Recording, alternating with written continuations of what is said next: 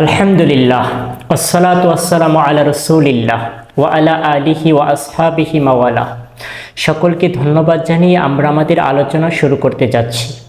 আজকে আমাদের আলোচনার বিষয়বস্তু হলো যে একজন মুমিন অপর মুমিনের উপরে 6টি অধিকার নিয়ে আমরা আলোচনা করব।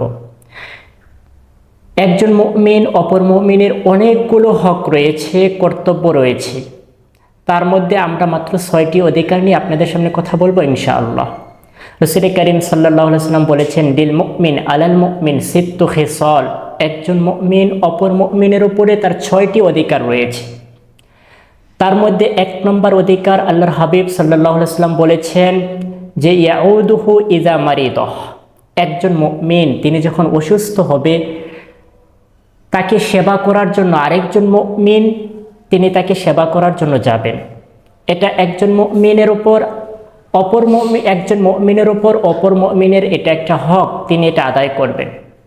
এটা রাসূল কারীম সাল্লাল্লাহু আলাইহি ওয়াসাল্লামের সুন্নাহ। একজন মুমিন অসুস্থ হলে তাকে দেখতে যাওয়া। আল্লাহর হাবিব সাল্লাল্লাহু আলাইহি ওয়াসাল্লাম বলেছেন, ইন্নাল মুসলিমা ইযা আদা আখাহুল মুসলিম। যে একজন মুমিন যদি অপর মুমিনের অসুস্থ অবস্থায় তিনি যদি তাকে দেখতে যান, আল্লাহর হাবিব সাল্লাল্লাহু আলাইহি ওয়াসাল্লাম বলেছেন যে ফালাম ইয়াজাল ফি গুরফাতিল জান্নাহ। তিনি কেমন জানি জান্নাতের বাগানের মধ্যে তিনি যতক্ষণ অসুস্থ রোগীর কাছে থাকেন তিনি কেমন জানি তিনি ওই অসুস্থ ব্যক্তির কাছে থাকা অবস্থায় তিনি যেন জান্নাতের ফল আহরণ করছেন।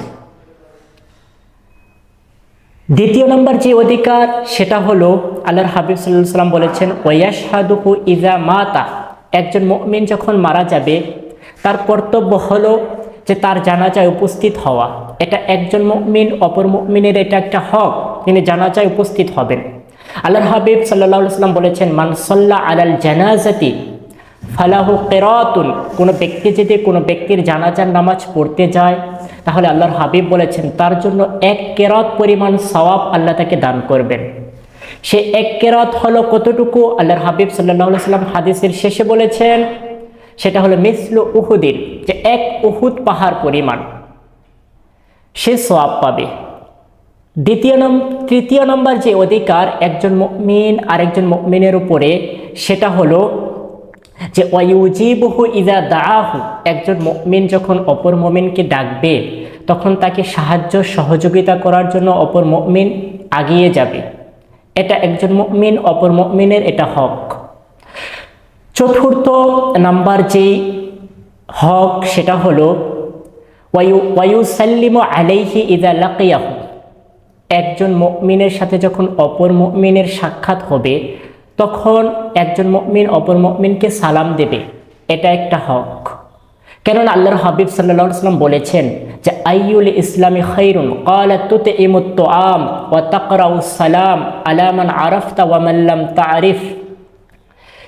ইসলামের মধ্যে 2টা কাজ সবচাইতে উত্তম, তার মধ্যে একটা হলো আল্লাহর হাবিব বলেছেন সেটা হলো পরিচিত অপরিচিত একজনকে সালাম দেওয়া। পরিচিত হোক অপরিচিত হোক কোনো লোককে সালাম দিবে সে। 6 নম্বর যে বিষয়টা একজন মুমিন অপর মুমিনের প্রতি হক সেটা হলো ইযা গাবা আও শাহিদা।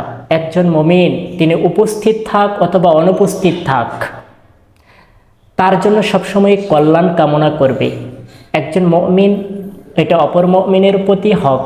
আল্লাহ রাব্বুল আলামিন যেন আমাদেরকে এই 6টি হক সুন্দরভাবে আদায় করার জন্য তৌফিক দান করেন। আসসালামু আলাইকুম ওয়া রাহমাতুল্লাহি ওয়া বারাকাতুহু।